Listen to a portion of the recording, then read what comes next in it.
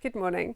Do you know what? Sometimes I go to write these blogs and think, what a flipping fraud you are, Lester. You dole out all this great advice, but you're just a few weeks back from holiday and already feeling overwhelmed and have got that rising anxiety in your belly, and now you're writing a blog to support your fellow entrepreneurs.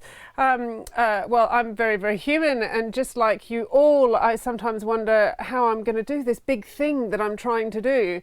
Sometimes, and I'll be really honest with you, I have doubt and concerns and fear even. I look at the enormity of the task and I feel like I'm facing a frickin' tsunami, and it takes everything I can muster to soldier on. And I share that with you not because I'm wanting sympathy, because I'm just fine, but to share with you, to say that it's okay. The very best of us feel just like you do on your worst day too. A lot of great business people are super hard on themselves, and you need to know this is not an admirable trait. It's really limiting to be self-flagellating. And in years when we've nearly doubled revenues, you know, I for one should be, as my supporting directors are very good at reminding me, focusing on the gains and the achievements whilst acknowledging the gap, but not focusing on that gap solely. Most people are exactly the same, too hard on themselves, facing their fear, wondering if they're good enough. So you don't have to feel alone if you feel like this. Just acknowledge that it's part of the journey. Know that it happens to the vast majority of successful entrepreneurs, and that it can be overcome. Because the most successful people in terms of their performance or business or life or careers learn to be far more proportionate in their response to minor occurrences. Wouldn't be focusing on the stuff that they haven't got quite on top of, and wouldn't be not looking at the whole picture and getting overwhelmed. So I encourage you to look at the facts, look at what you've achieved in the past. What did your track record suggest?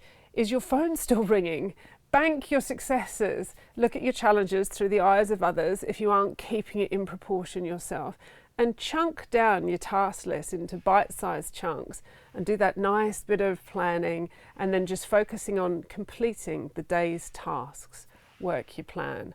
And then bag that win for the day. Give yourself a nice treat. At the end of yesterday, I bought myself a nice platter of fruit and had a hot chocolate. Woo! And I celebrated yesterday's success.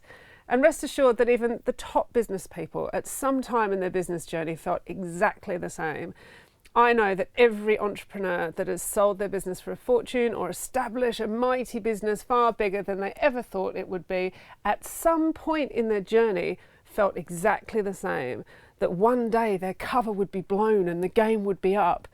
But it was just a feeling, and like all feelings, it'll pass.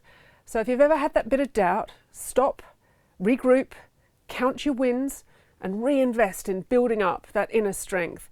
You're no fraud, and you will be just as successful as you plan and believe you'll be. Take care.